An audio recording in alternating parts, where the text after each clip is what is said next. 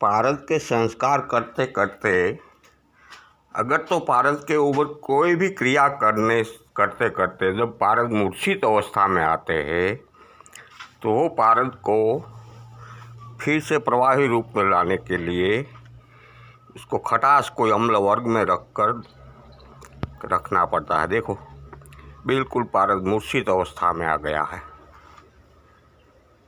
देखो, एकदम मूर्छित अवस्था है। ये मूर्छित अवस्था को वापिस प्रवाही स्वरूप में लाकर ही दूसरी क्रिया उनके ऊपर करनी पड़ती है। मूर्छित अवस्था इसको कहते हैं कि पानी वो बिल्कुल मिट्टी के समान हो जाता है, बारीक मिट्टी का पाउडर होता है ऐसा हो जाता है। इसमें कोई चमक भी रहती नहीं है, चमक कोई दिखती भी नहीं है।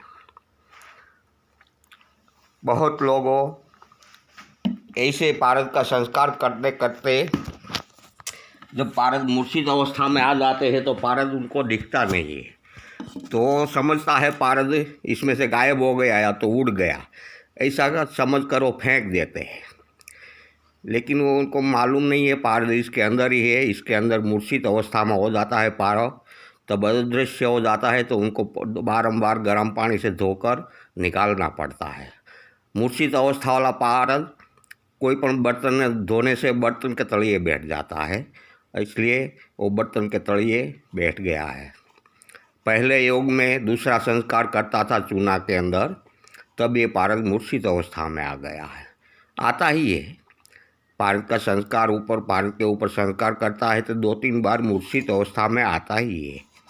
उसको फिर प्रवाही रूप में लाना पड़ता है। प्रवाही रूप में लाने के लिए कोई भी अम्ल द्रव्य के साथ उनको दोला यंत्र में स्वेदन करने से आ जाता है।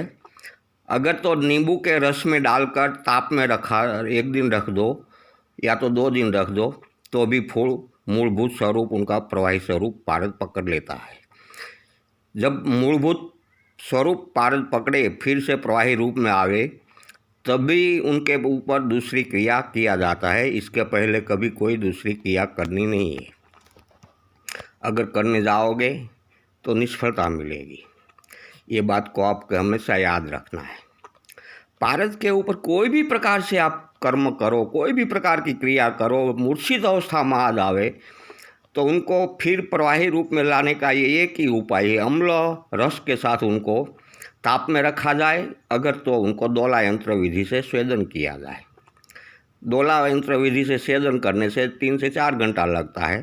ताप में नींबू के रस में रखने से, अगर तो कांजी में रखने से 2 दिन जाएगा या तो 1 दिन में भी कभी हो जाता है। कितना ताप है इसके ऊपर आधार रहेगा। ये हमेशा याद रखना। पारद को फिर से मूर्छित अवस्था में से प्रवाही रूप में लाने के लिए यही क्रिया है, दूसरी कोई क्रिया नहीं है मेरे ख्याल से।